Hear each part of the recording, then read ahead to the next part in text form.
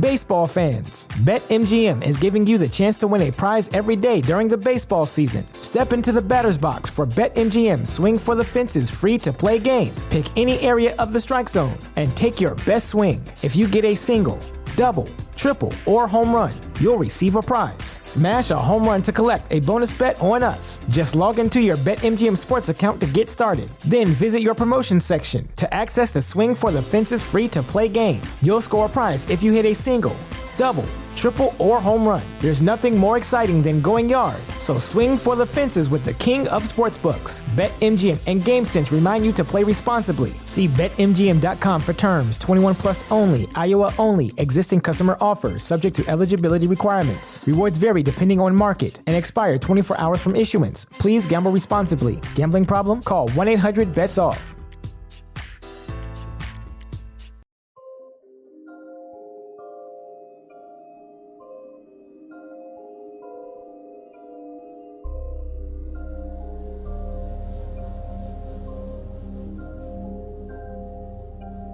In cultures across Asia, there are tales of semi-divine beings who are depicted as having both human and serpent-like characteristics. These beings, known as Naga, were often described as powerful, wise, adept in the ways of sorcery, and also sometimes possessing enormous riches in their underground lairs. One ability that was often observed was the power to transform their appearance to look completely human. In Southeast Asian cultures, they are depicted as large snakes, sometimes having multiple heads and worshipped as deities that control the waters of rivers and also bring rain. In the past few centuries, power and wealth have seemed to become more and more centralized and come under the control of a few groups and individuals. Rumors of these persons and financial institutions belonging to or being controlled by an ancient race of scaly overlords from beyond the stars have taken root in the collective consciousness of Western culture. To the point where perhaps as many as 4% of the US population believe political leaders are controlled by these otherworldly reptoids. This case file join the theorists as they learn about lizard love and Gila monster gangbangs with the Reptilians.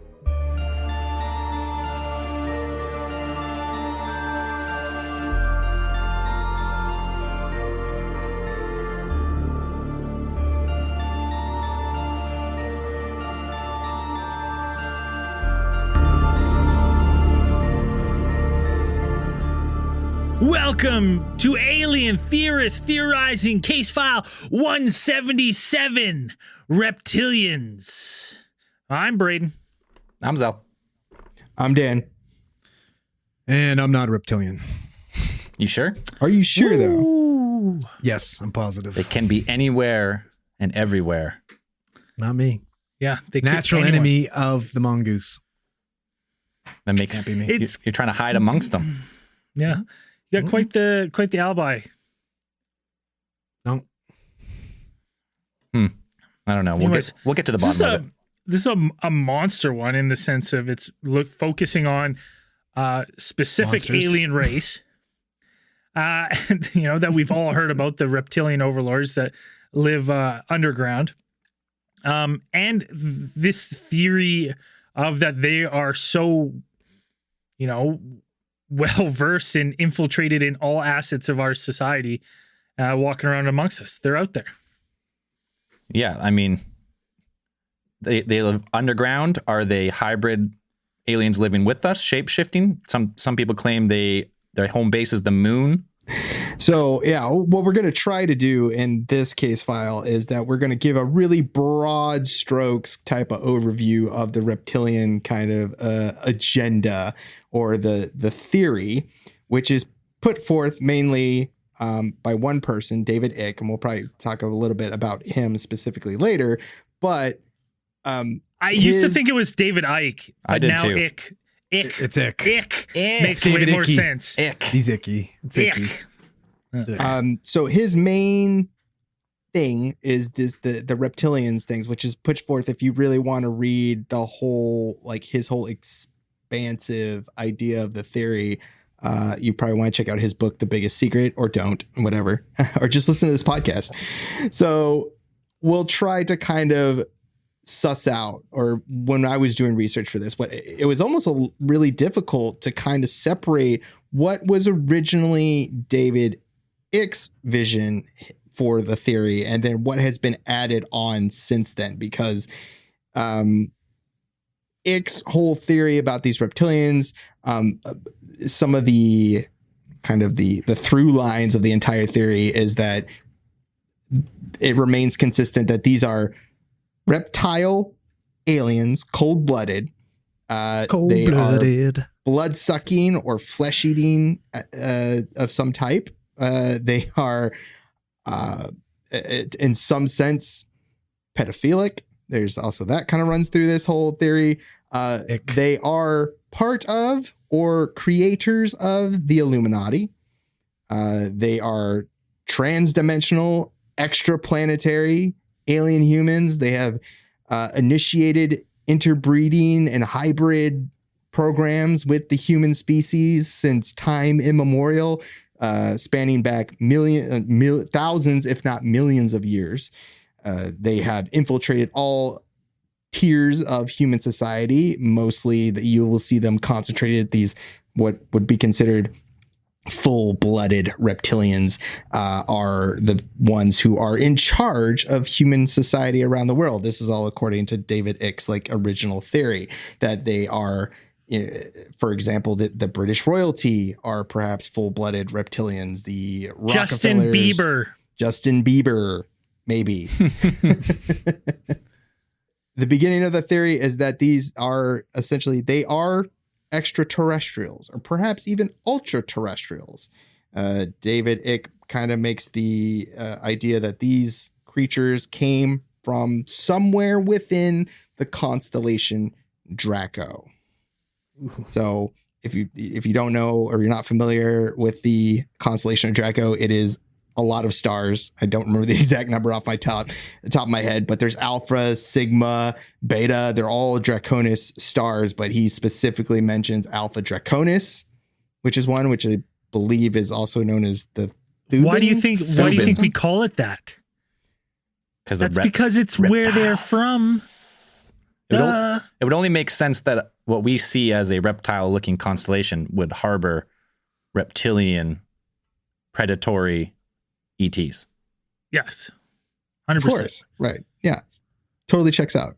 And so you would think that these aliens that are able to cross the immense vastness of space have come to Earth, or somehow, how did they get to Earth? Well, it's put forth that these are not only intergalactic travelers, they are actually also trans-dimensional travelers. So they also have the ability to travel between dimensions, or perhaps they even exist in a lower fourth dimension.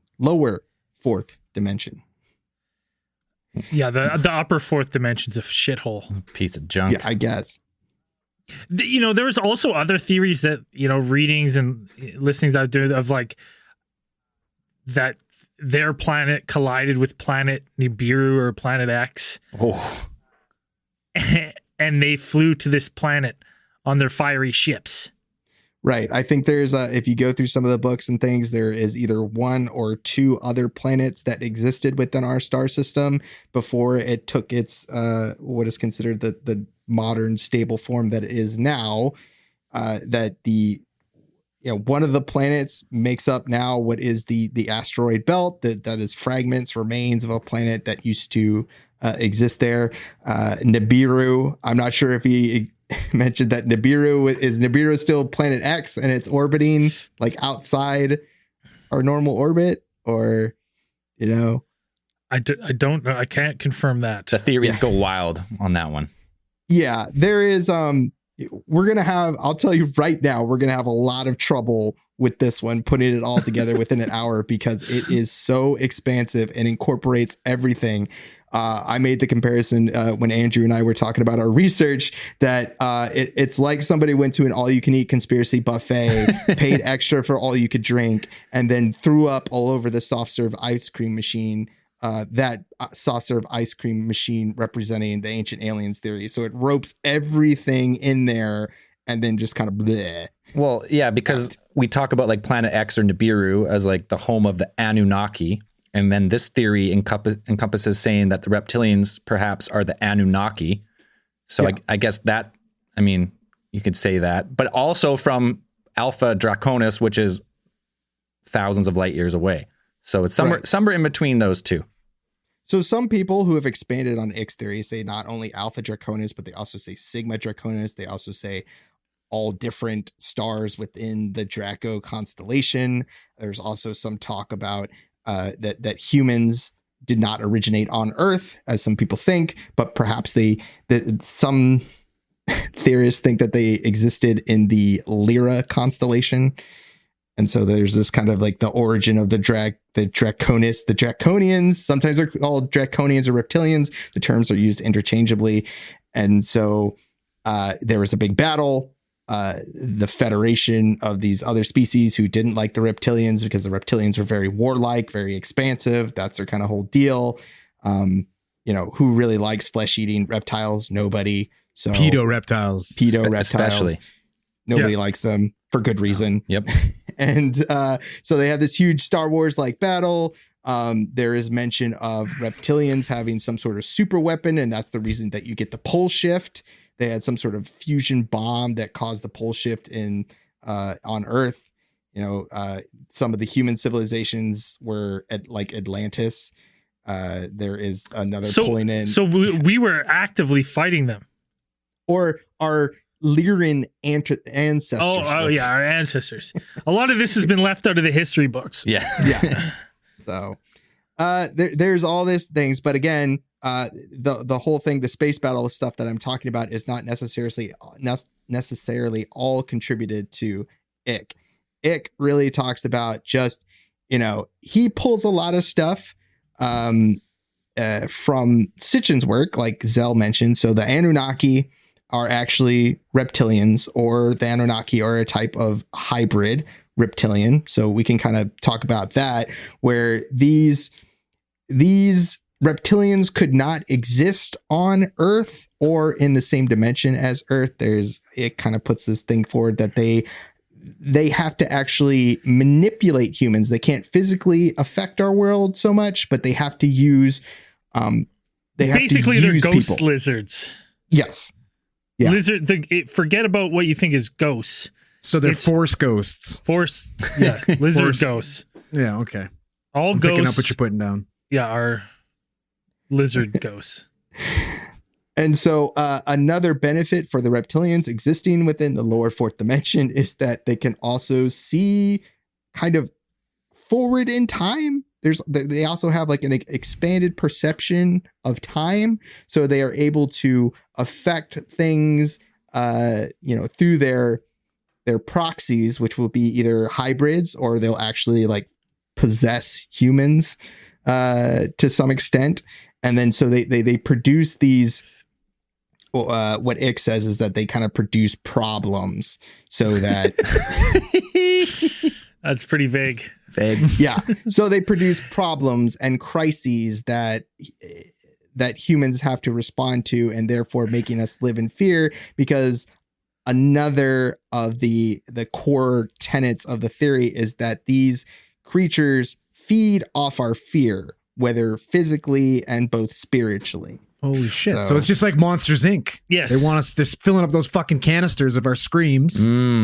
That's how they power their little monster world. Bastards. Okay, so I want to pause here for a second. So the theory is, they come from a different planet or different system. So if they're the Anunnaki, then they gave rise to humanity either through like gene manipulation or interbreeding or whatever the theory goes. Right. So the interbreeding brings about what is known as the Babylonian Brotherhood. Right. So that's another part of the Ick theory, is that the Babylonian Brotherhood is the I got to interject here really quick, Sure. because what I'm understanding is basically this guy's fucking like he's in 8th grade and he's got to write a book report, and he's taken fucking Sitchin's Story of the Anunnaki and just erased Anunnaki and put reptilians. And he's like, here you go. I'm gonna submit this because this is my theory. Well, kind of, because I mean, It's like the same shit. the Anunnaki are depicted in those like tablets and stuff as they're like, And they came down here and bred with humans so they could survive on fucking Earth. And it's like, sounds like the exact same fucking thing. yeah, but sometimes the Anunnaki have like bird heads, not just reptile heads. Right. They're all Well, Ick really pulls out the idea that the existence for reptilians is evidenced by all of these mythologies and all of these legends of these hybrid creatures, which you do have in multiple mythologies throughout the world in different cultures. So a lot of them have to do with reptiles or serpents of some type. So you get things like he believes that the Nephilim. So Nephilim existed they're mentioned in the Bible in Genesis. they're the hybrids. They are a hybrid of They're the fallen angels, basically. Mhm. Yeah. So fallen angels who had bred with women, their offspring were Nephilim. So they are these hybrid things. He also believes that Adam and Eve, the story of Adam and Eve and the serpent, is basically historical documents of a falling out between humans and the reptilians. Yes. Well, you got a serpent. Hey, Initially, the snake was described as a serpent. Yep. And then when you go into like Genesis 6, whatever, 0.14, Right. they have the wickedness in the world where the sons of God saw how beautiful the daughters of humans were. So they married any of them that they chose and, bred with them. Right. And that's how you get the Nephilim. Nephilim. So you get Nephilim are these creatures which are mentioned in the Bible further on in Genesis, that they became these great men that were, taller than humans. They had many qualities like that were extra human, strength, height, and all that, endurance, size. they always say like the Nephilim are giants in a way, Mhm. right? Yeah. So, and then Ick would say that, yes, they were giants because they're like these reptilians could actually reach up to like 12 feet tall, like these reptilian hybrids. So, and some of Ick's thing is the height, the actual height of these reptilians varies from somewhere between, I think, anywhere between 7 12. to. He says it's up to 12 feet tall. Well, and I mean, just even looking back quickly at the Adam and Eve thing, it's like he's saying that, these reptilians they manipulate us. You could make the argument that serpent manipulated us, or manipulated Eve, not us, not the four of us. Eve to eat the apple and get cast out of the Garden of Eden. Which, and then so they could they couldn't intermingle, breed with each other. If they were in Eden, they'd have to be cast down to Earth to do that. Maybe that was all part of the master plan. Yeah. So whether that is a literal thing or a metaphorical thing in Ike's theory, his whole, the galaxy of this theory is really unclear. There are tons of parts. Like I said, there are tons of parts of this theory. And I know people are going to try to say like, you guys didn't mention this. I'm like, if we mentioned everything that is included here, we would be sitting here for like 6 hours. We'd be the reptilian theorists theorizing. Yeah. Case file 177. Copyright. Maybe we already are. Maybe we are. RTT, baby. So we have the Nephilim, the Anunnaki, ancient times. So these reptilians, and according to Ike, and the theory is the reptilians came to Earth, hybridized, and have been living and watching over us since these ancient times. And they've been here at the head of civilization, the head of humanity, dictating world events for their own nefarious goals, pretty much, right? And like there is a little bit of substance to some of it too. Like he's not just pulling from other make-believe stories like the Bible. JK. But there's stuff like the Ubaidian culture, which was in ancient Mesopotamia, like the ancient Sumerians, 4,000 to 55,000 BC. And they have artifacts of like a woman with a serpent's head breastfeeding a fucking baby with a serpent's head. You know what I mean? And then we look around the world and like majority of cultures have some type of serpent that they worship, like the Mesoamericans with that. I'm going to butcher the name, the Quetzalcoatl. Quetzalcoatl. Hindus had somebody called Naga. The Egyptians had Apep, which is the god of destruction, which was a serpent. And then you can look at how many different cultures had dragons. A lot, yeah. Fucking serpents, man. Yeah. It's almost like there are reptiles all over the world and people don't like them because they look weird. Well, you know what? Like, I don't want to jump too ahead, but it's even more than that. The fact that they look weird, but there have been studies done. Like there was a study done in 2014 that we have neurons in our brain that only react to fucking snakes and reptiles. Yep. Like how fucking crazy is it? We have these, like obviously we have those fucking genes for a reation, right? So for it's survival, almost because like we evolved To hate, next to be reptiles. scared of reptiles. Yeah. Yeah, that's that study you're talking about. Yeah, they like put pictures of reptiles and like image people's brains, and when pictures of reptiles and snakes, and it fired hooked them up to EGs. Yeah, they hooked them up to EGs, and that's fucking rights, man. I mean, if you put a Komodo dragon in front of me, my heart rate's going up like quite a bit. Even one of those like monitor lizards, like you would see them, like Braden can back me up, those ones that you would see in the park in Thailand. They're like huge. You just see them like hanging out there. They're fucking huge. They might not, they're not harmful really in any way. They just hang out there, but they got these big old claws and they're not mammals, and they're totally different from us, but also kind of the same because they exist on Earth. But growing up next to them, probably the people who survived, this is my theory, is that people who survived were the people who did not try to, hang around with a king cobra or anything like that. Dude, I can't even tell. I've seen gardener snakes maybe like fucking 3 times in my life, and I didn't see them longer than fucking 2 seconds because I was gone. That fucker can't do anything to me, and I don't care. I don't want to touch it. I don't want to see it. It could barely even bite you, and you're gonna. I don't care. I'm not touching it. Whenever those kids came rolling up with snakes, I'm like, what the fuck is wrong with you, man? Okay, I want to get into, Dan, you said there was like different types of reptilians. Yes. And one of the ones you mentioned was that basically there's a hierarchy to them. Yes, that is part of the theory, that there is a type of kind of stratification of the reptilian society. Yeah, and so the main ones are the purebloods, and the other ones are the mudbloods. The mudbloods. Yes. Mudbloods. See, it's funny that you mention that, because that's my favorite part about this entire theory is the mudbloods, the half-bloods, apparently don't even know that they're reptilian. And I'm like, this guy, since he's latching on to all these other stories, he had a perfect segue to like blow his empire up and sell a shit ton of books. You could add some like hairy reptilian showing up at somebody's door, being like, "You're a lizard, You're a lizard, Harry. You're a lizard, like, Gary." it would have been perfect. You got some cool. It's only Slytherin. Yeah, and the whole fucking, you know what I mean? Like fucking snake warts. Like he could have had his own book empire. It would have been amazing. You're a lizard, Gary. I like it. Yeah. So you have like your overseer lizards, the reptilians, the guys who live perhaps on the moon. And they're like white, and they're white, 12 feet tall, if I remember correctly. Depends. And they're winged.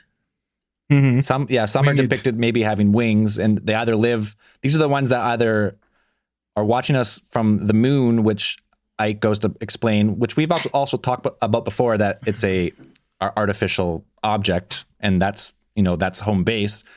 They also could live underground. The Death Star. And they oversee their hybrid program on Earth, pretty much, right? So you kind of have like the Babylon, like I mentioned it before, the Babylonian Brotherhood was like the initial kind of hybrid program. Ick also goes on to explain that there are people who are more closely related to the reptilians than other people. He's saying that in his book, I mean, he specifically mentions that the reason that we have such a diverse humanity is so diverse in our features and our kind of genetic makeups is because interbreeding happened not only with the reptilians, but also other alien races. So he kind of gives the thing where it's like, not only were reptilians involved in hybrid interbreeding programs, but also other alien races. So that's why we have so many different races of humans. So making Earth one giant, huge, intergalactic truck stop gangbang. And I can buy into the different levels of like the reptilians that are crossbred and stuff that don't even know, and they're basically just being controlled by full bloods. Because I don't know about you guys, but I've met a lot of people who give off some really strong NPC energy. right? You know what I mean? Like a really strong NPC. Like they're just taking up space. Just taking up space, right? And you're like, oh, what's going on with this guy here? And now, reptilian, 100%. They're being controlled by they're not currently actively being controlled by a full blood reptilian. So they're just, they're on autopilot. They're set to 2% CPU use. Basically, kind of idling through. Yeah. Yeah, I know a few of those guys. So the other kind of theory is like, so you have the interbreeding program, but you also have that some shape shifting is also a big part of the theory. In the books, or in Ick's book, which The Biggest Secret, which kind of expands on, I think, more fully on the theory, is that the thing is, he doesn't really explain clearly how the shape shifting works. Like there are different types of shape shifting associated with the different tiers of reptilians. So there is the kind of one where it's that they're able to shapeshift because they consume the flesh of their victims. They consume human flesh in order to shapeshift. It's like they have to absorb. So much like the hag raven or whatever we talked about. The Val Raven, right? Val ravens. You got it. Right. Once they consume human flesh, now they can fucking come a chameleon into a human. Yeah, you need the human DNA ingested in order to become the hybrid. Exactly. There's no better way than from eating something, I guess. You are what you eat. I thought the full bloods were able to like manipulate vibrations or something like that because they couldn't change their body. They could manipulate fucking the vibrations. Right. So the full bloods are the ones like who exist in that lower fourth dimension, kind of. I guess. And they are 12-foot reptiles walking around, but through, I don't know, vibrational management, they appear, their vibrations turn them into what you see as a human. Yeah. So it makes sense why Rowdy Piper died at a fucking, before his time, because they've obviously seen They Live and they know all that fucker needs is a pair of glasses, and if he runs out of bubble gum, they're all going to get their fucking asses kicked. Right. They saw Hell Comes to Frogtown, and they're like, if that's what he can do to amphibians, like, fuck. We don't want nothing to do with this. If you don't know what we're talking about, watch If They Live. He might have banged one of those frogs, though. I think that was a thing. You got to do what you got to do. So yeah, shapeshifting plays a part in this whole conspiracy theory, but it's not 100% sure whether it's a product of their technology or it is something that they can naturally do. Some other authors expand on Ick's theory. There's another theory that the shapeshifting is a product of what the reptilians they don't necessarily interbreed with humans. What they do is they abduct humans. So this is what these abductions are. So there's also this part of the theory that the Greys are a creation or like a helper race to the reptilians, or they are actually reptilians both at the same time, I guess, whatever. So they abduct So they've been humans, enslaved by the reptilians. or they're actually made. reptilians, because some people say that like when they've been abducted, it's like those big black eyes that they have are actual like those are goggle lenses, and that they come out and then they actually have reptilian irises, the slit irises. So they might actually be some type of, reptilian, they are a lower tier race, something like that. The Untouchables. Race. Yeah. Okay. Or they're androids. A lot of people say like some type of creation, like a robot of some type. But what they do is they assist the reptilians in abducting humans, and then these abductions, what happens is that the humans, they actually, due to their manipulation of vibrations and the energies and the powers that the lower fourth dimension give them, they remove the soul of the human, the actual soul, and then they implant an actual reptilian soul. They transfer it into the human body. So like Jurassic Park. What? No? No, not quite. What? I mean, no. No, but yes. And then so what you see when these creatures shapeshift is that you're not seeing, you are seeing this reptilian soul inside of them. It's actually showing, you're able to physically see it.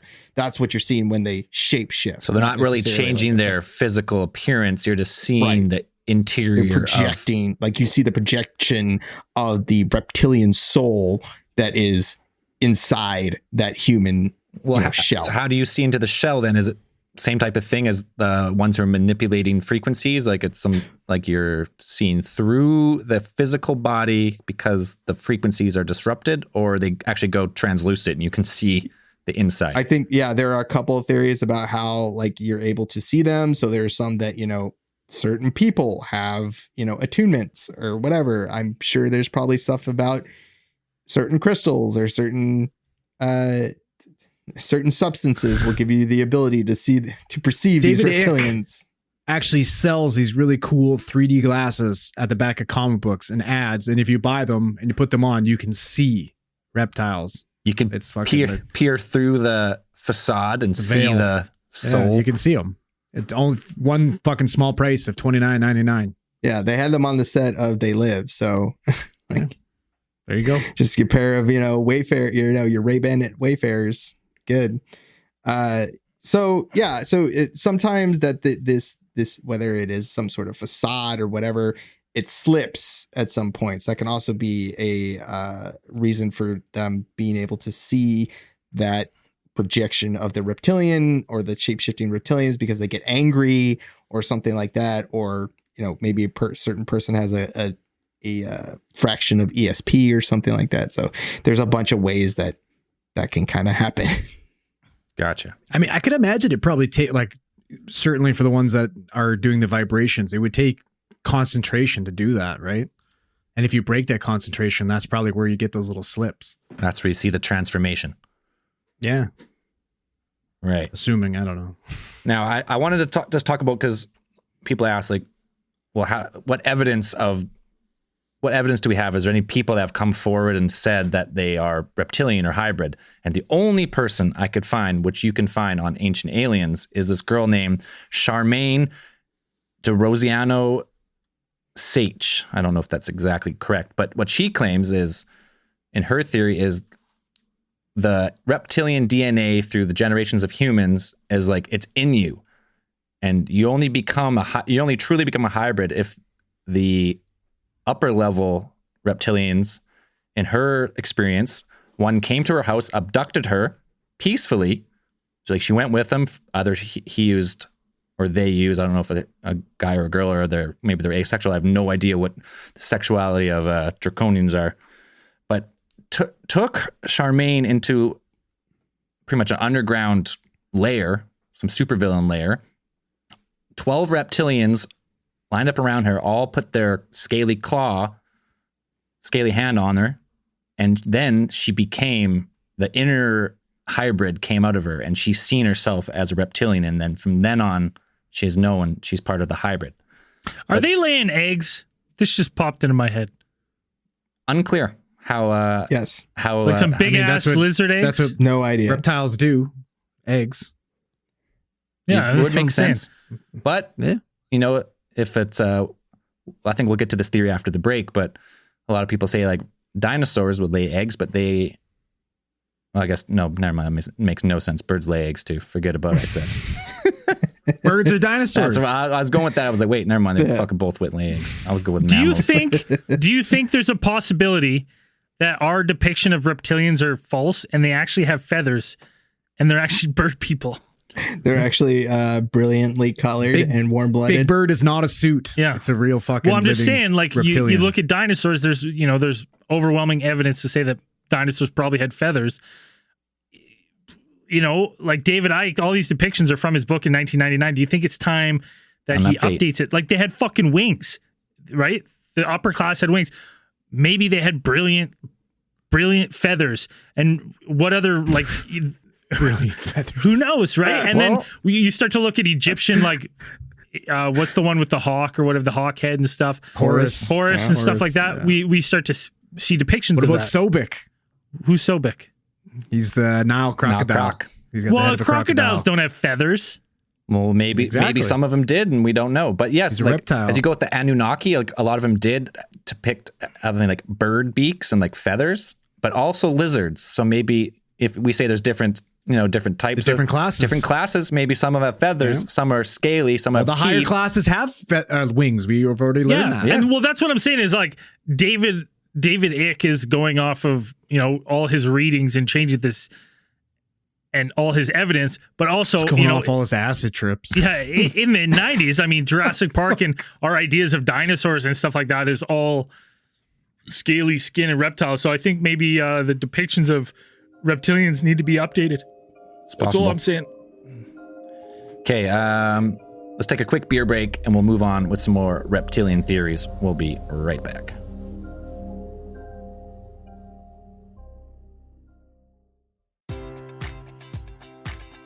Baseball fans, BetMGM is giving you the chance to win a prize every day during the baseball season. Step into the batter's box for BetMGM Swing for the Fences free-to-play game. Pick any area of the strike zone and take your best swing. If you get a single, double, triple, or home run, you'll receive a prize. Smash a home run to collect a bonus bet on us. Just log into your BetMGM Sports account to get started. Then visit your promotion section to access the Swing for the Fences free-to-play game. You'll score a prize if you hit a single, double, triple, or home run. There's nothing more exciting than going yard, so swing for the fences with the king of sportsbooks. BetMGM and GameSense remind you to play responsibly. See BetMGM.com for terms. 21 plus only, Iowa only. Existing customer offers, subject to eligibility requirements. Rewards vary depending on market and expire 24 hours from issuance. Please gamble responsibly. Gambling problem? Call 1-800-BETS-OFF. So another one of the core, or what Ick seems to cite as evidence for these reptilians always being here, or being here for a long, developed alongside humans, or at least helped us, is that he cites all of the mythologies and legends of these kind of,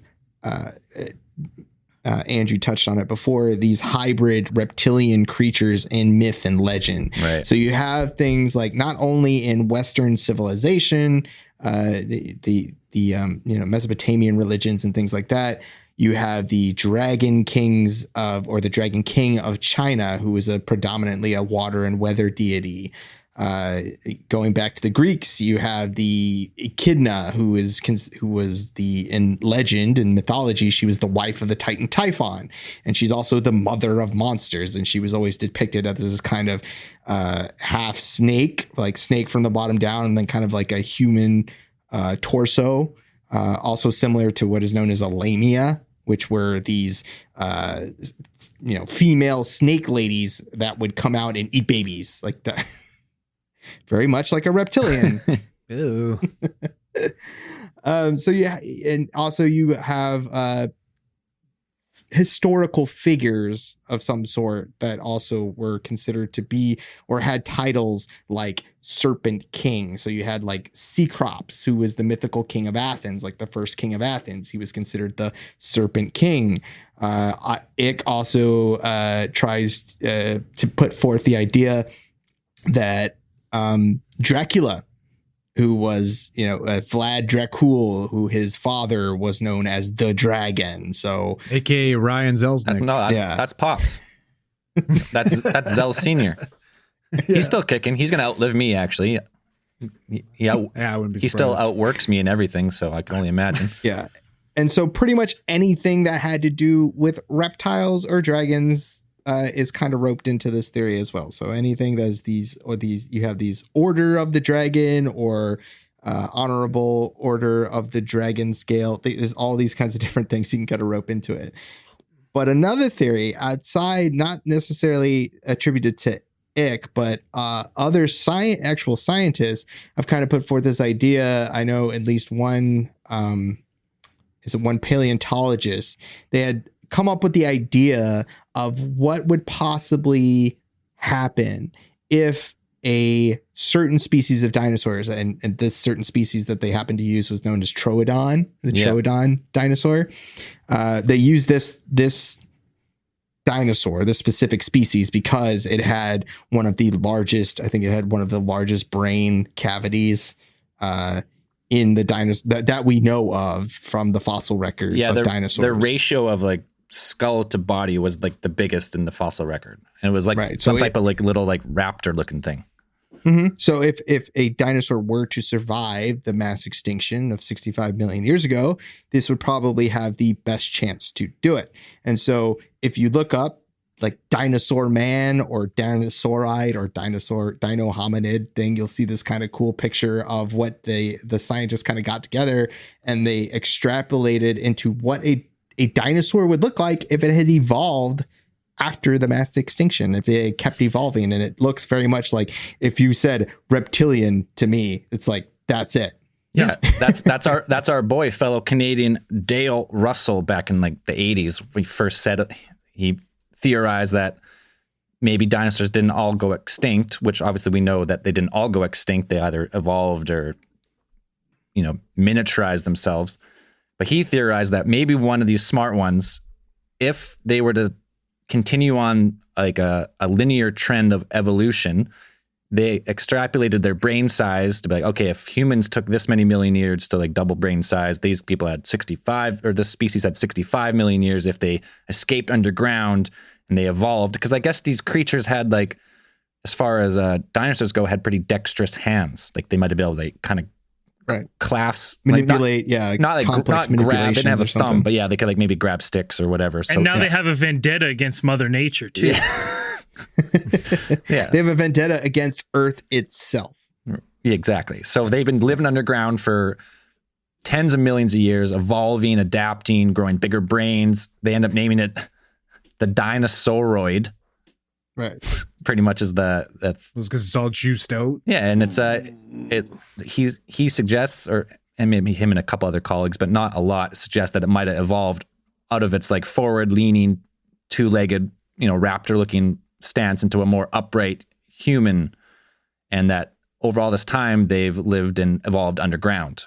Right. So I guess that theory leads to be like, okay, well maybe these reptilians are not from a different solar system or different galaxy or whatever. They have been around. This theory is way cooler than the one we're this was a talking fucking about. dope I one. can buy into this one for sure. This is rad. I mean, we can really tie this all together with the documentary that is titled Mario Brothers with John Leguizamo, where the asteroid hit the Earth, smashed it so hard that it sent the dinosaurs into another dimension.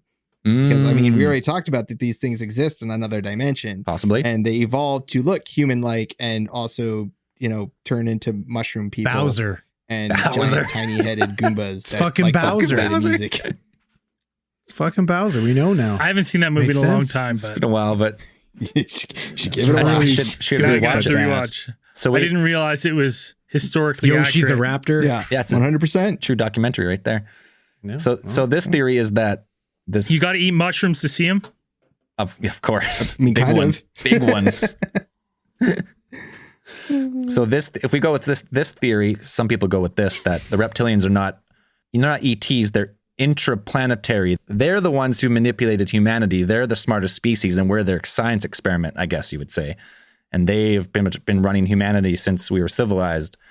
And that's the theory on that version of the reptilians. So I mean, for me, we haven't obviously never found a fossil or anything, but that it makes more sense, maybe. In a way. Well, here's None the of them thing. have died. I like that because I could get on board with that, like a blend of the two, where now we're this, this manipulated slave race that's doing their bidding, and their bidding, our bidding is to make the surface of the earth habitable for them again. Right? They're in charge of all the climate change. They want to increase CO2 back to prehistoric times when there was much hotter and the more suitable for them. They can come out of hiding and take over the planet. Yes, exactly. I like that. That's cool.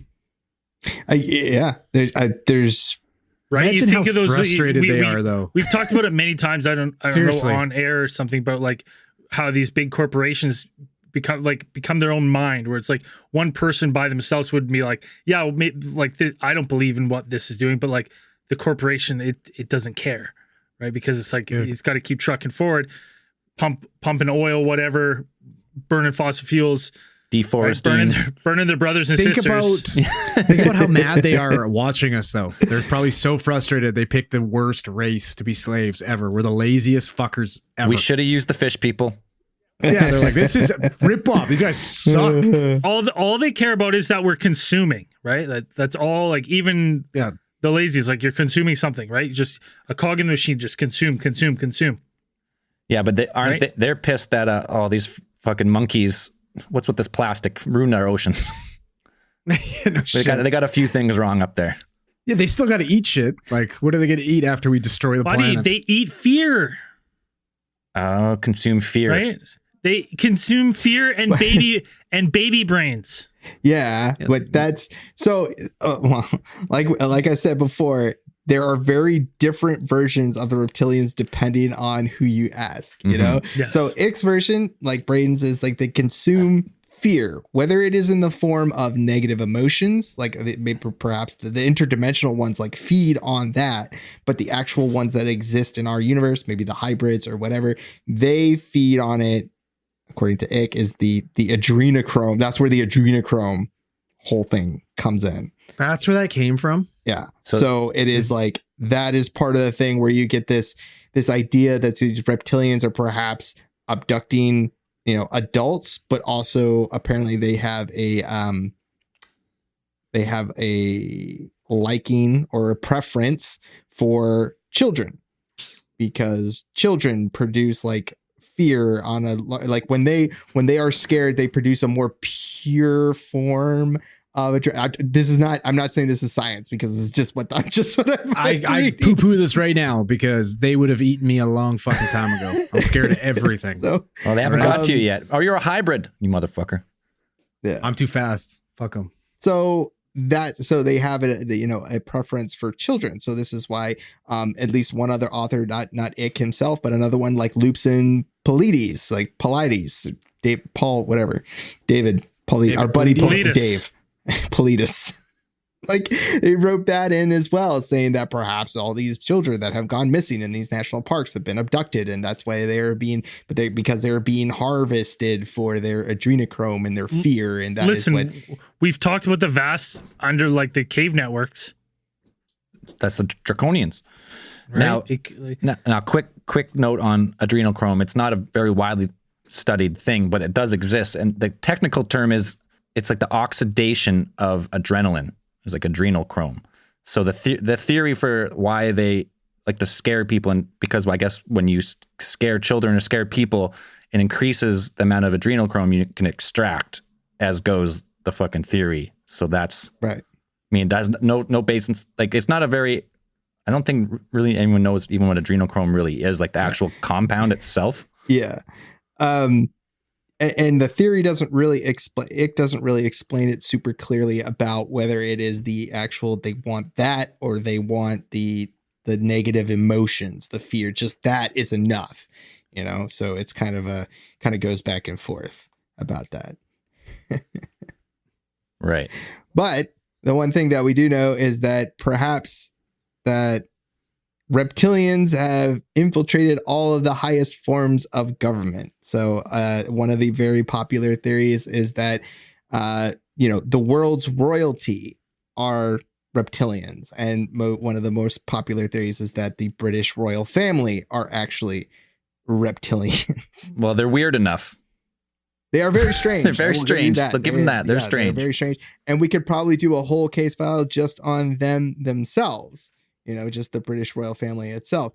There's a whole thing where that in pretty sure, it's in Ick's book where he talks about that the death of Princess Diana was actually some sort of reptilian / satanic ritual all in itself, and that when she died, it had to be underground. That's why she died in a tunnel, and that the medics who attended her were actually not supposed to bring her back. They were actually there to make sure that she died, and that was because she knew the secret about the royal family, that it had been revealed to her that they were actually reptilians, and that they were their whole entire agenda, plot, whatever, and that she was going to reveal it to the world, and therefore she had to die. And they also made it a kind of sacrifice, because human sacrifice also plays a big part into this whole theory. I mean, like, what if they were the like highest of the high of reptilians, wouldn't they not like throughout history remain in charge and not irrelevant? Because like, what the fuck do they have the power to do nowadays? Well, I got mean, a lot of the money. British royalty now is mostly symbolic, but They're there for fucking. they do tabloids maintain and- a large like economic like power base. Like they do have, they are a power economically to themselves. I'm pretty sure.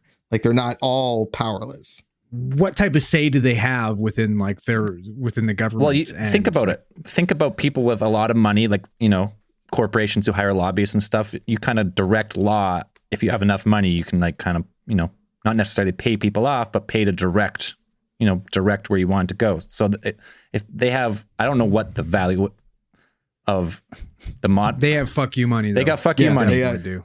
I think she's one of the wealthiest, if not I think the wealthiest is the king of Thailand. I think he is singularly the wealthiest monarch.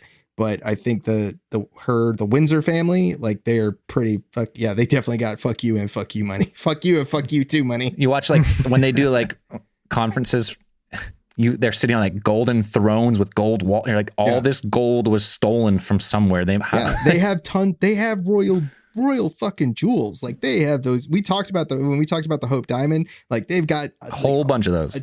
A whole bunch of like the world's biggest fucking diamonds and gems in their possession. So yeah. Don't dragons?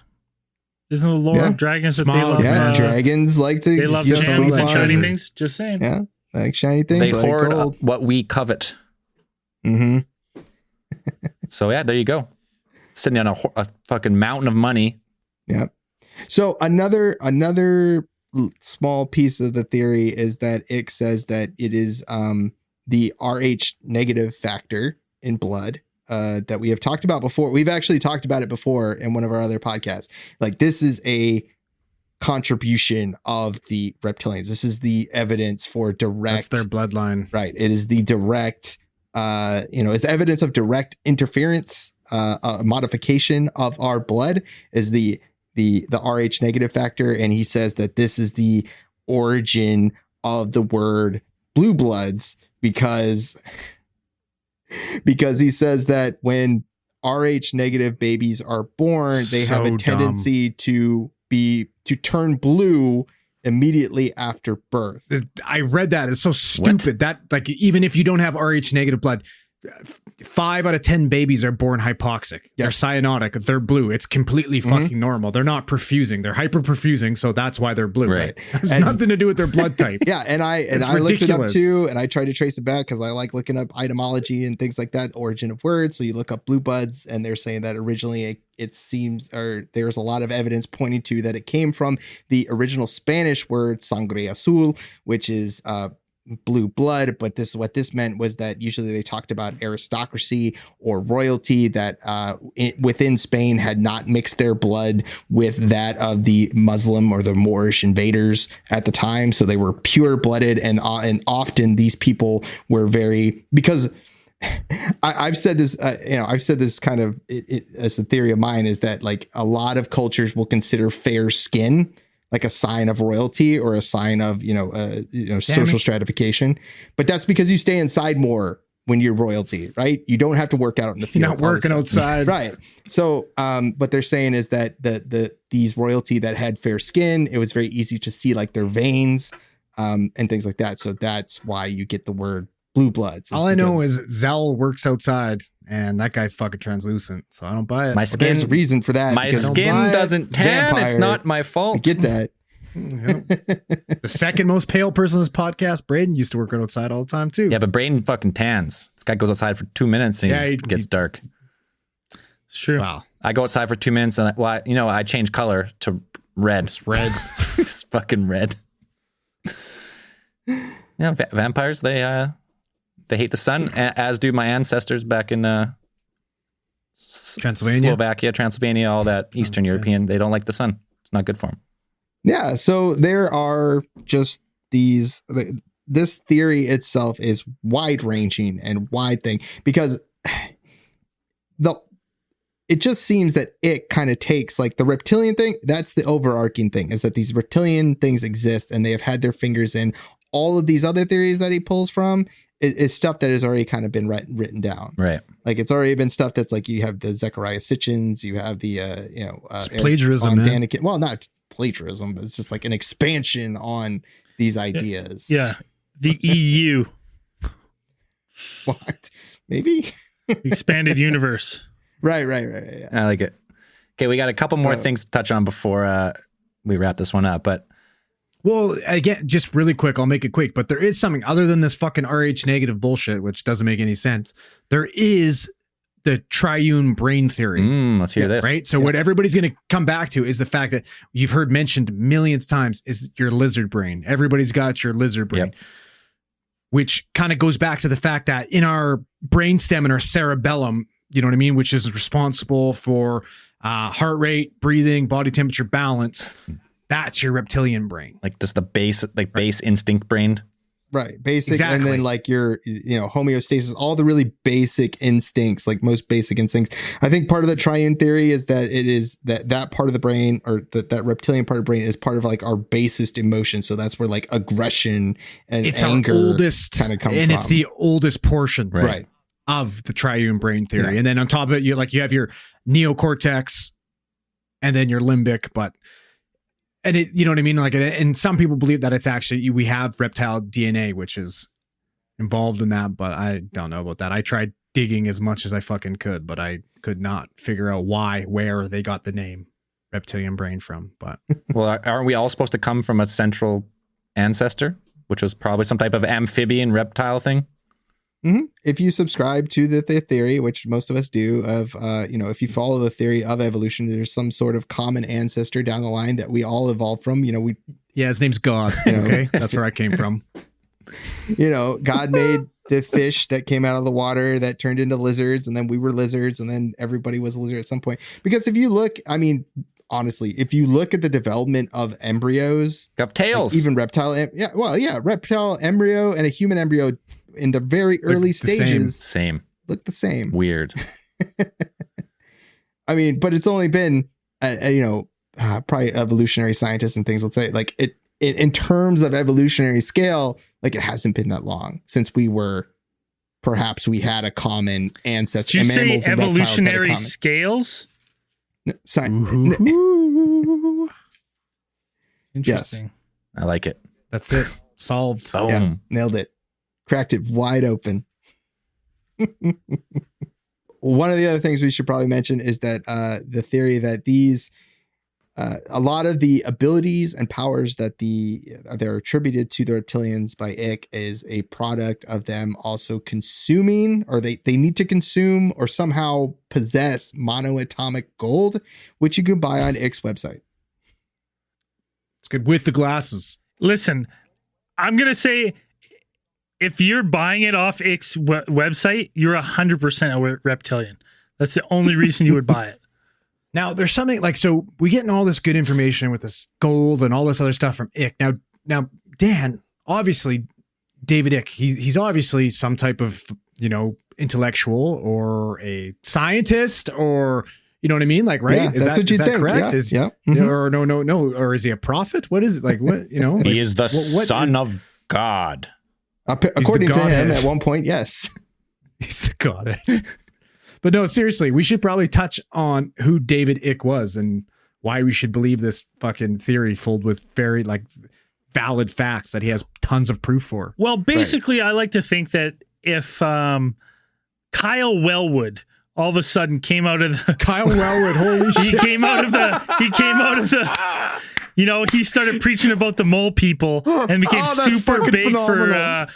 For talking about Mole Man taking over. That would be David Ick. Some fucking third-rate pro athlete.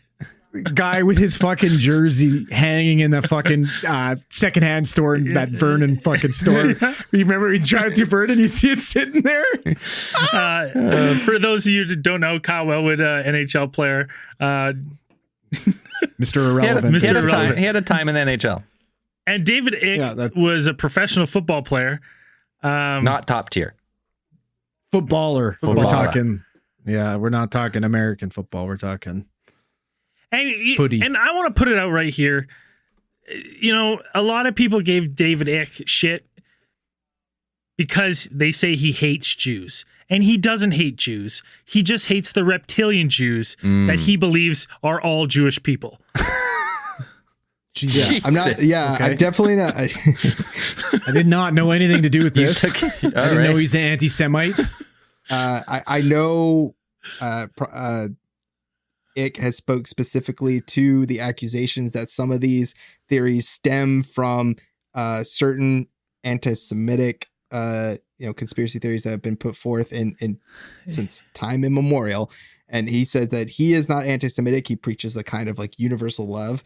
But the thing is, a lot of people who post, there are a lot of people, and like quantitatively, it has actually been analyzed by some people, by some academics, about the comments on Ick's videos. A lot of his videos, about 60% seem to tend towards anti-Semitism. So, Jesus. maybe not Ick himself, but a lot of his fans seem to be. It's got some undertones to him, is what you're saying. Maybe, yeah. So, Don't like that. That's it's quite icky. hard no there, Icky. Quite icky. So anyway, so let's backtrack. Like Braden was said, he was a professional soccer player for some time, had to retire a little bit early due to some arthritis. He started working for the BBC as some type of sports analyst. Yeah. Right. And then, you know what I mean? I guess he got into politics too. He was a speaker for the Green Party. For a bit there, yeah. yes. Yeah. Mhm. And then, he started you didn't really hear much about him other than he was kind of starting to go off on some weird tangents about being called to Peru, and then he's told a story as about as everybody. and then he talked about walking by a bookstore and the book, he started hearing voices in his head and he needed to go into this bookstore and they led him to like the psychic section and he became enamored with a certain psychic and ended up having a fucking 3-way relationship with him where he enters this turquoise period that he describes where he only wears turquoise. Like, I'm not sure if this guy thinks he's fucking Prince or whatever the hell he is, but he had his turquoise period. And during that turquoise period is probably where he became the most famous that he's ever been, is because he went on this really popular fucking British talk show called, is it the David Wogan show? The Wogan interview is what, the Wogan. So basically it's the fucking English Joe Rogan show, Wogan. And when he goes on the Wogan show, he shows up in a turquoise fucking windbreaker tracksuit looking pretty fly. Sweet. He's and amazing. begins to let everybody know about this reptilian agenda. And obviously on the mainstream news, you have this guy who's like, he's not that well known, but he's like, people have seen him as a sports. It'd be like if Jay Onright all of a sudden was just like, came out and was like spout shit about fucking lizard people in Canada. Like all of us in Canada would be like, all right, Jay. Did you see what Jay Onright was saying? Well, the best part too is he's like, if Jesus was, like back in the day when Jesus was talking about his experiences, they would have laughed at him too. And then Joe Wogan basically looks at him. He's like, they're not laughing with you, man. They're laughing at you. Yeah, they just call him out right there. Dude, they rip him to pieces. Rip him apart. European people don't give a shit. There was no sugarcoating anything. Destroyed the guy on fucking you're live fucking TV. crazy. We're going to tell you 100%. right now. So anyways, with going back into this ridiculous backstory of Mr. Icky, why should we believe this guy? Is there anything credible to this guy's at all? I don't understand. He's really good at taking other theories. Andrew, he went and saw a psychic who told him, have you ever been interested in Peru? And he said, no, but now that you say it, maybe yes. And he hiked Machu Picchu and it changed his life. And he decided there's lizard people. So you're saying if coronavirus didn't happen and I got to go to Machu Picchu as planned, I could have been David Icke. Yes. Yeah. You could have been the God's head. You haven't quite. And had a turquoise period. Yes. Which would have been fucking awesome. Which you should have a turquoise period. Anyways, so yeah. we should talk about that later. I'm digging that. I'm going to have a topaz period where I just wear all yellow. Yes. Modeled after Candy Diamond. Shiny yellow shirts and pants. I mean, Zell, you're not far off yellow right now, so it's not that big of a the stretch. beard. I'm just going to get clothing that matches my beard. Is that the jaundice? Is that what that said? It could be. Yeah. I'm getting a blood. The jaundice period. It's a jaundice period. He was just unhealthy. That ruins it for me. I'm sorry. Like, I didn't know anything. I'll be honest with you guys. I had no idea about this reptilian backstory whatsoever. I was kind of interested in it. I saw the cool videos of fucking the Queen and like fucking Bieber and shit, and being like, "Oh, that's weird." Well, the funny story I'm about the curious about this Bieber one, reptilian. the Australian, the most famous Justin Bieber one is from an Australian magazine that claimed that, you know, people outside of a concert saw him and the bodyguards were yelling at them to turn off their phones. And it had interviews with people there and saying like, yeah, we were just watching him shift into this giant lizard. And everyone was freaking the fuck out and screaming and crying. The tabloid that ran the news article was contacted like, hey, what's up with this? And they're like, we didn't even run that article. That's not our article. Like someone just made a fucking meme. It was like one of the early National Enquirer. It was one of the early like fake news meme posts. Right. Someone It is, took the website screenshot, was changed it. Yeah, the website that it was printed on or that it came out on first was called Perth Now, and Yeah. Perth Now is actually published by the Sun. It's published by a tabloid newspaper. Like that's who It was publishes. submitted by some guy that goes under the name God's Head. I don't know. It's weird. It's fucking And there bizarre. is, I in don't fact, know. no video evidence of that day of that interaction. Yeah, But that's the thing. Like for me, not really knowing much about this fucking this idea and this theory, and then actually getting a chance to look into it, it bummed me out. There's not like I want something tangible and exciting so I can kind of buy into this. Like most of the stuff we talk about, there's nothing. It is a little upsetting that when you dig into this, that 90% of the reptilian conspiracy that we know today stems Comes from from this potato. David Icke in the 90s. And it's a goddamn shame because I'm like, it leads to nothing, really. No, and the worst part about it too is there's like Dan can probably elaborate more on it, but there's a book by this guy named Robert E. Howard, The Shadow Kingdom, that came out in 1929. That is this exact story. Word for fucking word. Like it's the exact same thing. And like you're telling me maybe like it's basically like Ike read the story and then decided to make this his theory, and some fucking psychic told him that, whether that was due to some mental illness or something like that, or he's just trying to rip this guy off. Who fucking knows? Right. So popular works of fiction back in the day could have been something he pulled from to pull his theories together. and I'll tell you right now, those are good stories. Like That's great. Robert E. Howard Dude. and H.P. Lovecraft. Like if you read H.P. Lovecraft's The Nameless City, like it's 100% like at least 50% of this theory is in H.P. Lovecraft's. Like all of this stuff published like in the 30s, 20s and 30s. It is a lot of this theory, because it's like when I was going back and research, I've heard of reptilians. That stuff has been around forever, since the 90s at least. But like going into it, I'm like, this is from like I've read this before, because I'm very much a fan of H.P. Lovecraft's stories and Robert E. Howard. Like I've read if not almost all of the Conan Series, the series, which are fucking awesome. It's fucking rad. And a lot of this stuff was like familiar to me. It was just like, I've heard of this before. And I've heard about the lizard men or the serpent men that are in Robert E. Howard. They're specifically mentioned. All of the stuff that Ick talks about. Here's is a like synopsis here, of and here. the Shadow Kingdom. It's a story involved the resurgence of a population of shape-shifting lizard men from prehistoric times that had secretly survived in order to control the human race. That's awesome. That's a synopsis. I know. We know what you mean. And then Clark Aston Smith made a poem about this fucking story. And this is the fucking poem.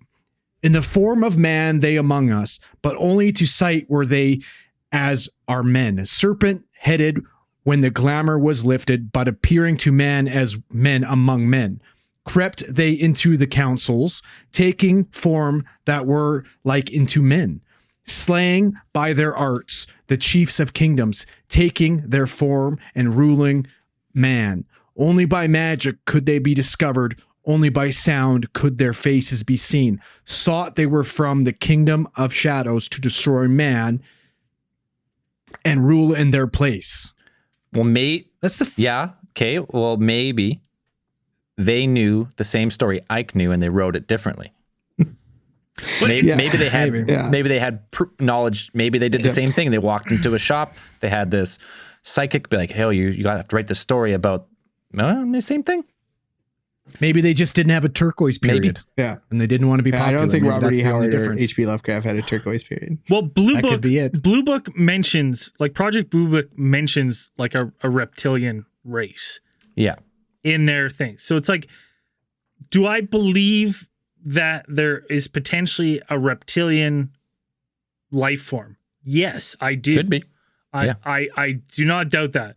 Do I believe that they are David Icke's version, that they have their fingers in every conspiracy known to man? No. Right. Now, one other thing people always say with this are like presidents and, royalty and ruling class around the world.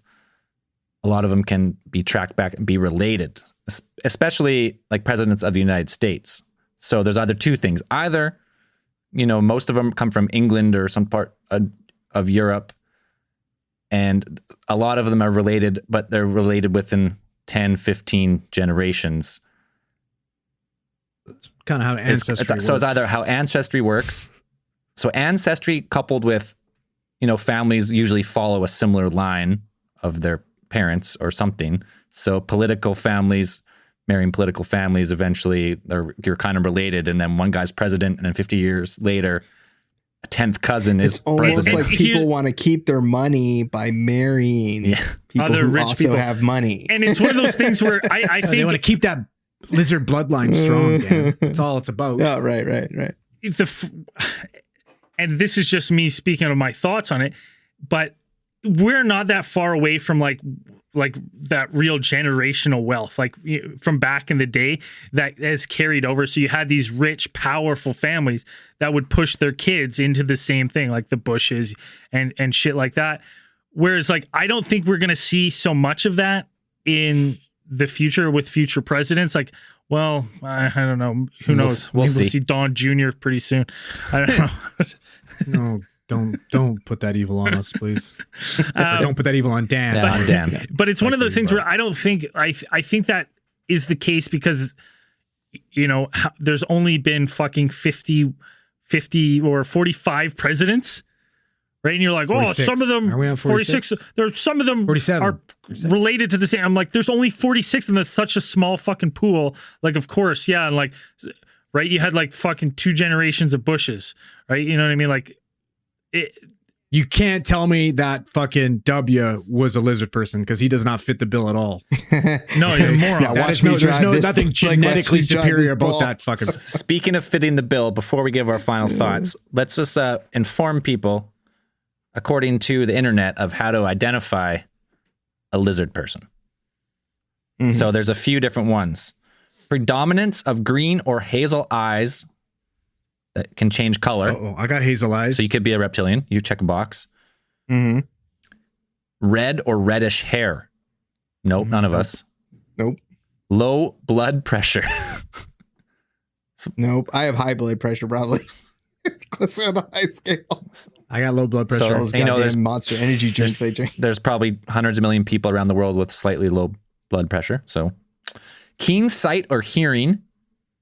Nope, not me. Oh, maybe hearing. Not What'd you sight, say? Brains out. Pardon? I mean, I got laser vision. I got good sight Me now. too. I never wore glasses. I got fucking 2010. I would baby. say both Andrew and Braden do not fit the bill because when we play video games, I'm like, "Do you hear that?" Like, no. Yeah, that's true. Probably. Well, it's fucking sirens, man. Dude, I'm telling you, the sirens are destroying my ears. Yeah, well, you're gonna be like fucking Mr. Magoo pretty soon here. I'm gonna. Yeah. ESP. Fuck yeah. Any of us possess a little ESP? I got that channel upstairs, man. Yeah. Sports. Uh-huh. Watch it all the It's on time. it comes in the Disney package. UFO connections is another criteria. No, I don't have Love that. of space No. and science. I'm a Yeah, reptilian. on it. health science. Yeah, yes, that. it says science in general, so you can go anywhere. Okay. It's any sign. Any science. Piercing eyes. Braden definitely. Yeah, has Braden's got piercing so eyes. Zell. Yep. Me and Dan, not so much. A sense of. I mean, mine are hazel though, but they're not I piercing. like this one. So I can agree. A sense of not belonging to the human race. No Hey. comment. No comments. All right. A deep compassion for fate of mankind. What? What the fuck? Nope. Okay. What? So- I mean, Why? I yes, thought they but, were you compassionate. should, but What? okay. You get a lot of mixed messages with the reptilians. Yeah. I'm I like, thought is they were it compassion terrible or you're eating- supposed to be like, I need to, yeah. Well, they have okay. Ooh, compassion. they're cold blooded and they got warm hearts. I don't know many pedos that are fucking compassionate about mankind. They're No, for diddlers the eating for the babies and fate stuff. of mankind, meaning compassionate for the destruction of mankind. I guess. Yo, okay. I guess is what's supposed to say. Now we're talking. Oh, I'm so compassionate about the fucking destroyed human race. Unexplained scars. Oh, I got a lot of those. Reptilian. Capability explainable. to disrupt electrical appliances. I'm trying right now. Can't do it. And last but not least, Nope. alien contacts. Anyone? Oh, Nope. we lost Braden. Braden left. We're on to him. He disappeared. Aha! He disrupted electrical. He Yeah, disrupted. What Braden did you left. do? He's dead. He disrupted. What'd you do? That wasn't He's me. an That was alien. Dan using his fucking telekinesis. All right, so we right. got potential a few. Could be.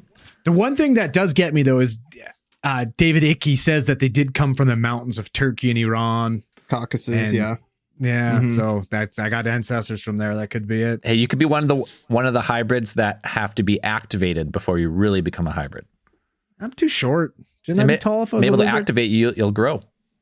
No, you're the gray servant servant species. I thought those were You're on robots. the- Newts aren't big. Oh, I'm not gray. I'm creamy beige. You fucking Ned's Newt over there. Final thoughts. I'll just do a quick one here. He's blue. I think Ike. Blue blood. Full circle. Here we go. Back to it.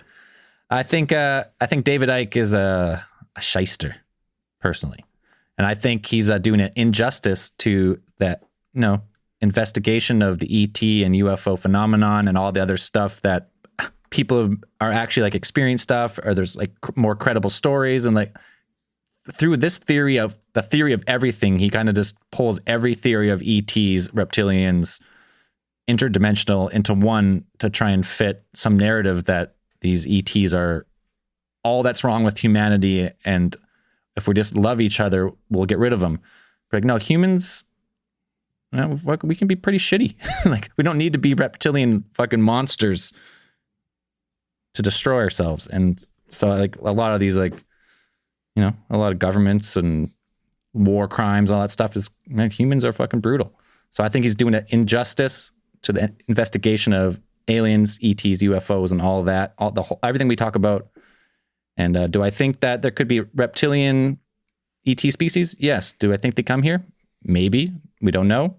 But I don't know. That's what I think. I think is David Icke.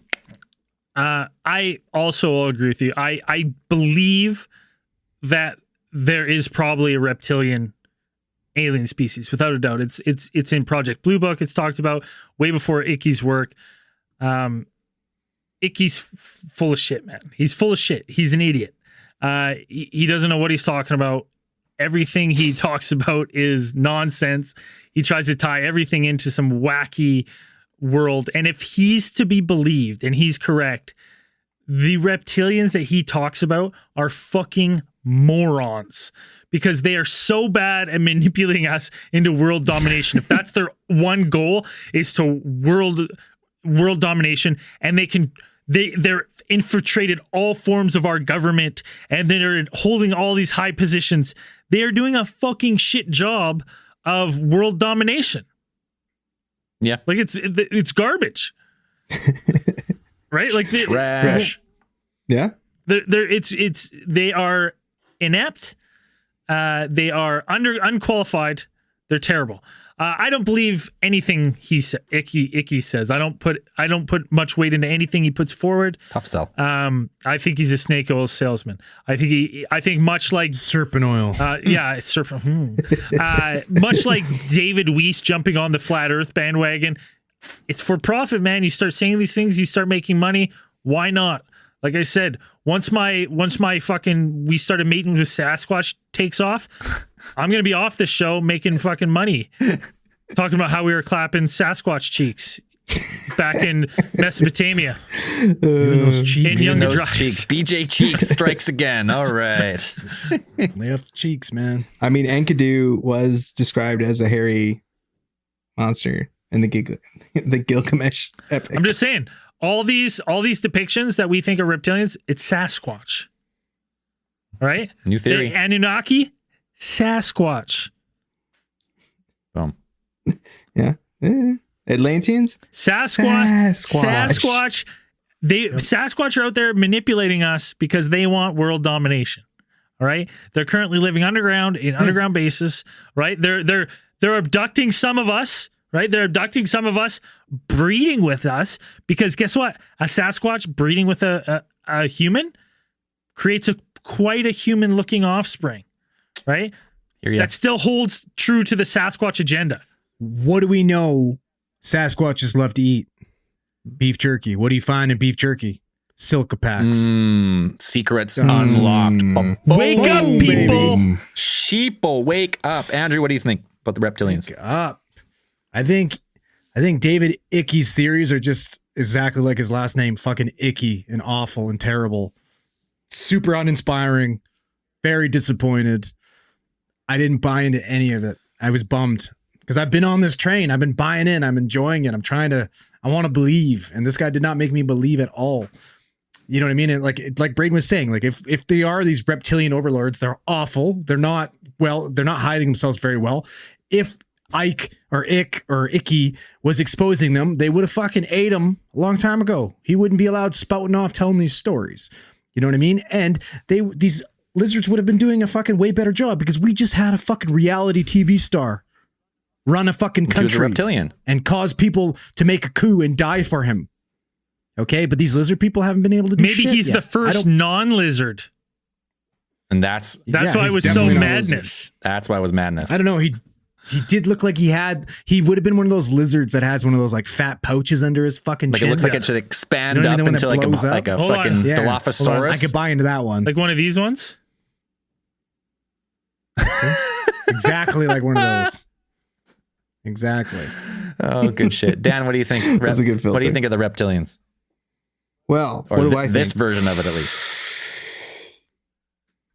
I think that there's a lot of stuff wrong with Ix theories. There's a lot of things that are really strange, and it takes about like a minute to investigate any of his claims. Like if you go and actually read his whole theory. So I read specifically the story, his book, The Biggest Secret, which he expands probably the most completely on his actual reptilian theory.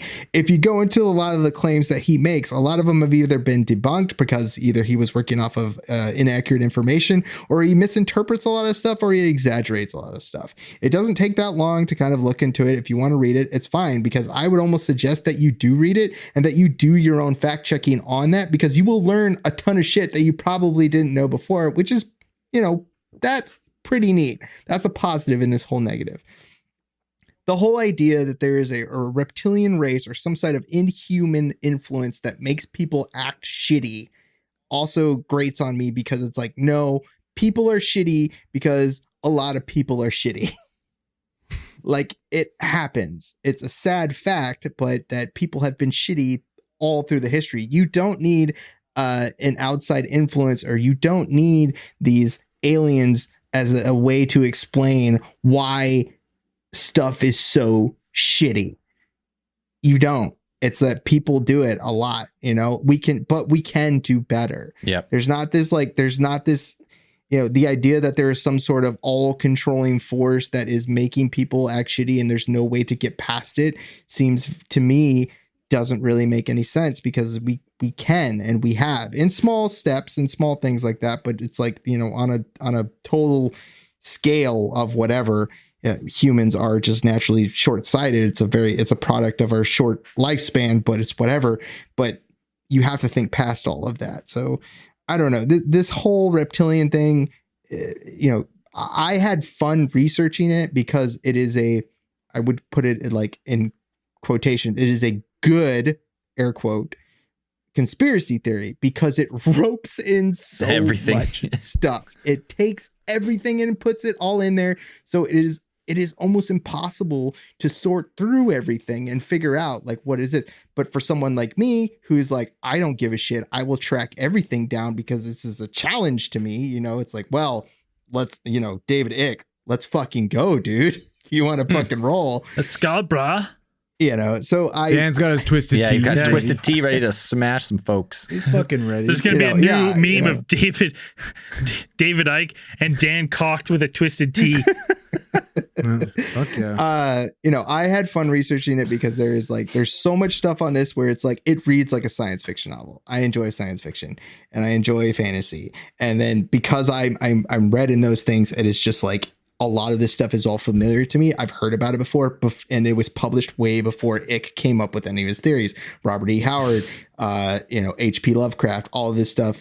Writers, science fiction writers have all come out and come up with these things, and Icke just kind of ropes them all together and then slaps a new age, you know, new age spiritual thing on it, and then a sticker on it, puts that kind of veneer of that whole era, that 90s, whatever.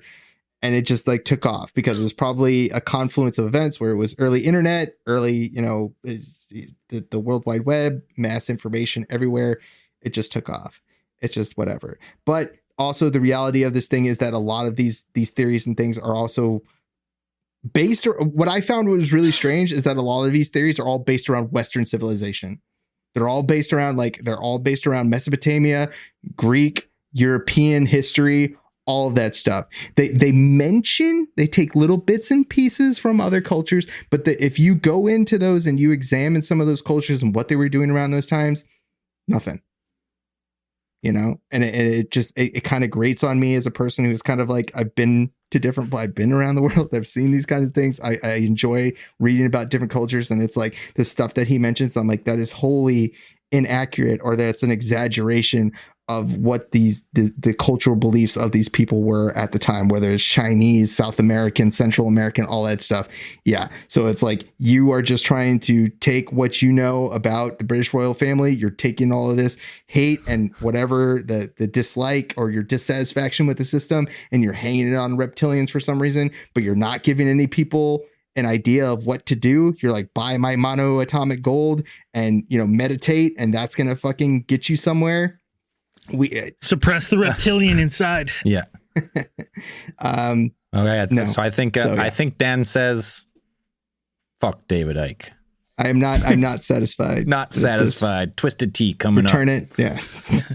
Alrighty. That was fun. Yeah. We need a Twisted Tea sponsor so we can go have a Twisted Tea Dan smack. Where a Twisted Tea smacks onto the I screen. knew if I drank that on stream, I was gonna get shit for You're it. gonna get like, shit. Not that the stuff that I'm getting is bad. Like I enjoy the drink. I People love just the don't drinks. miss anything. It's just- Nothing. Nothing. yeah. Something happens on stream, it's getting memed. Yeah. So All right. Well, why don't we fire up the randomatron and see what it fires out? You got it.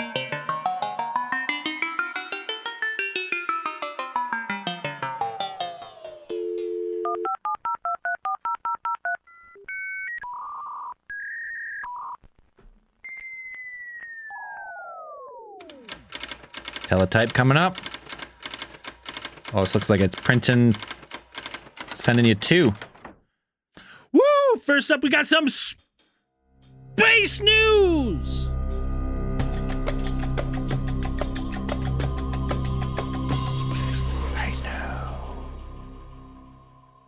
We talked about it last week, maybe the week before. UAE Space Agency was sending its first probe to Mars. Hope.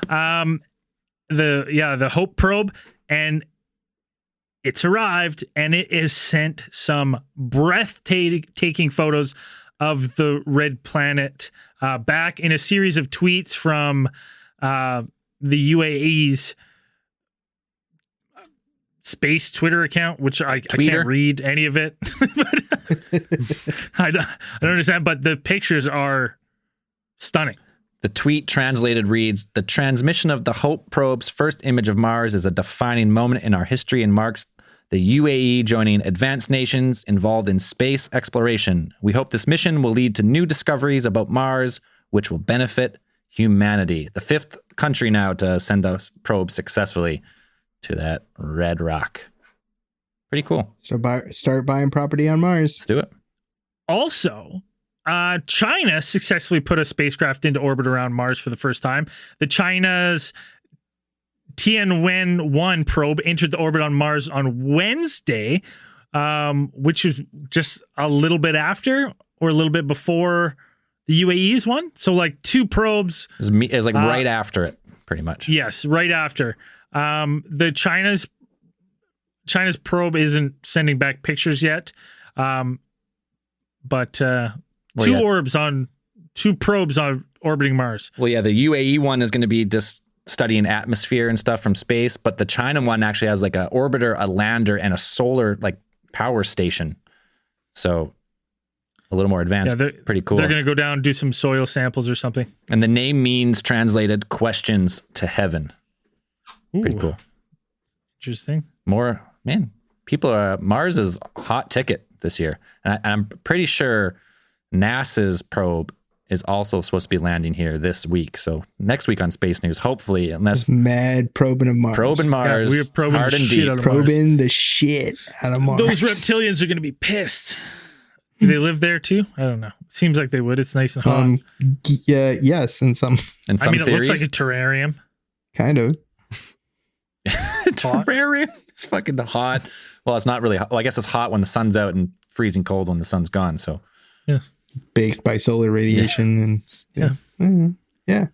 That's what my terrarium looks like. I don't know what yours looks like. That's all I had for space news. Do you guys have anything you want to talk about, touch on? No, those were the 2. That's the big news this week. I mean, it was a multi-billion-dollar projects, both successful, which a lot of, like, I can't remember what the stat is, but a high percentage of missions to Mars have been unsuccessful. So to have 2 in a row, hopefully 3 in a row within a week of each other, it's pretty cool. Aurora news, again, we talked about earlier. Most likely going to have a lot of auroras. And this week is looking pretty good. So if you're listening Friday, get out there. If you're in the northern communities, good chance of seeing some auroras. Auroras. Auroras. Auroras. And the Randomatron spit me out a fan story. Can I use the name? Yes. No, it doesn't say. Hi, guys. I've been listening to you guys for a while now, and I have a story for you that I think is a little unique. You have had aviation enthusiasts talk about not being able to identify what they're seeing in the air.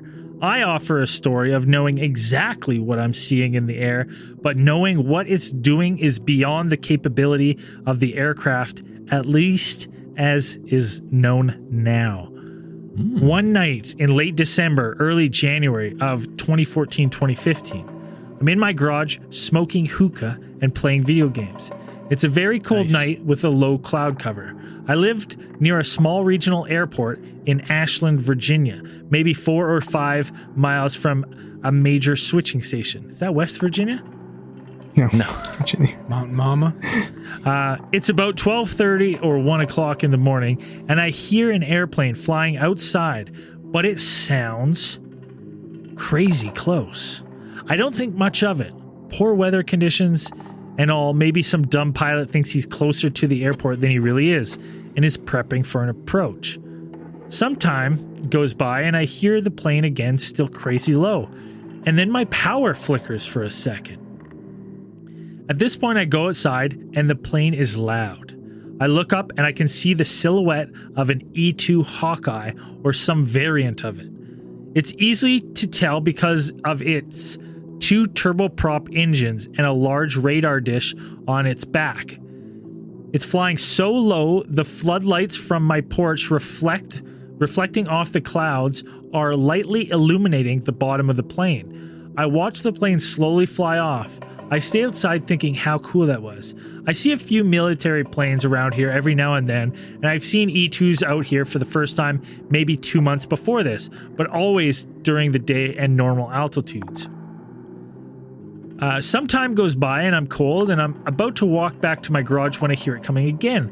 By now I can tell it's running some kind of holding pattern. The lights flicker again and it disappears into the clouds along the same path it's been following. It comes around one more time and the power flickers again and then cuts out.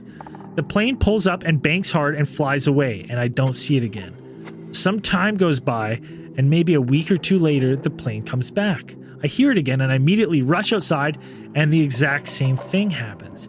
It's flying a pattern around something, and each time it finishes a lap, my power surges and flickers for a moment until finally my power flickers and then goes out.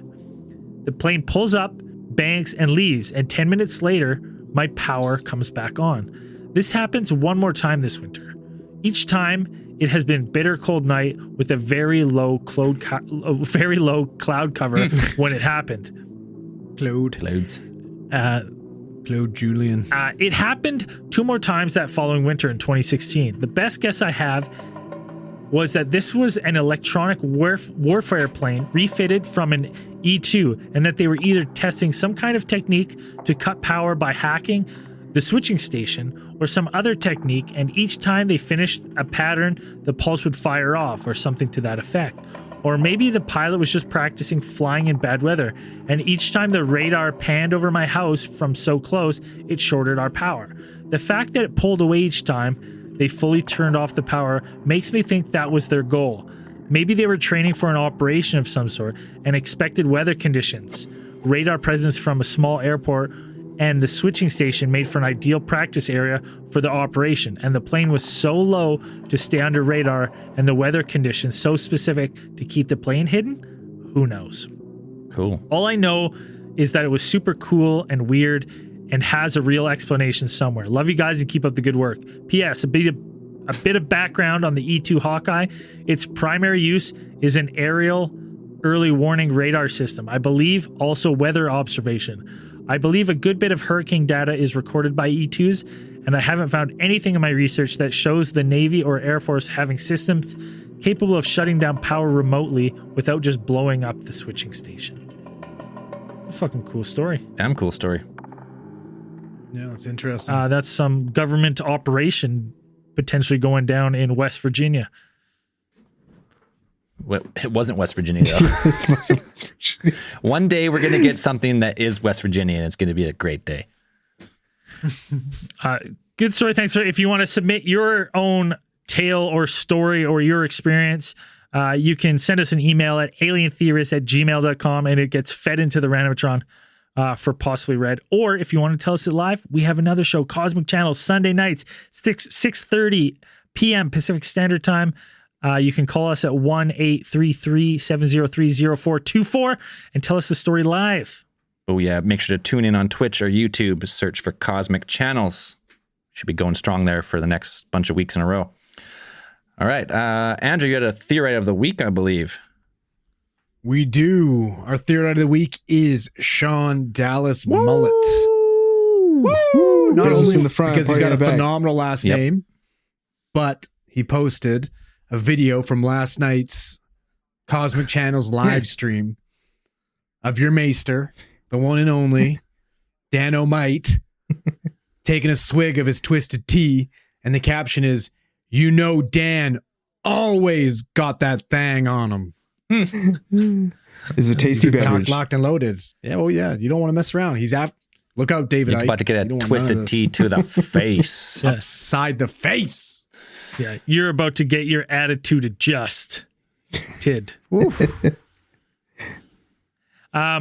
Also, we got the meat draw has just been announced. The February meat draw. You have till the 28th of February to get your entries in. Check out our Instagram or Facebook pages. Find the post. Tag your friends. Give us a follow. You're entered in the meat draw. It's that easy. Or get on Patreon. $10 or more. You're auto entered. Newest Patreon supporters this week are Courtney Bellisel, Conspiracy Custodian. That's nice. Fuck yeah. Brittany Ruth, BIN, Keelan Coates, PIS Staker. You get it? Staker. Went up a tier. Nice. Matthew Terry, Anthony Doyle, one of the moderators of the Facebook page. He increases his pledge. Attaboy. Beauty. IB Chuff, And for the first time ever, Trent Robertson, a 1-year top-tier pledge paid up front. Absolute legend. Judy. That guy also donated his shirt that he should have gotten to the Montreal last month. Fucking beauty. That's a saint. Legend. Sephiroth, 100%. Sephiroth Nova X, Zulu Crazy, Carly, G. You're just making up names now? I'm always making up names. I make it sound like more people support than they really do. Yeah. That's a pro tip, young podcasters. Yeah. JP Prinsloo, Ashley Greenwood, Donovan Pisano, Courtney White, Jay Boogie the Boogie Meister. Bus moves like no other. Jennifer Normand, Kurt, and Brady Morris. Big haul on Patreon this week. Check the link in the podcast description. You can't miss it. Get all our bonus content, early access, and all the other goodies. And as we always say at the end of these things, keep those eyes on the skies. See you on After Hours. Peace.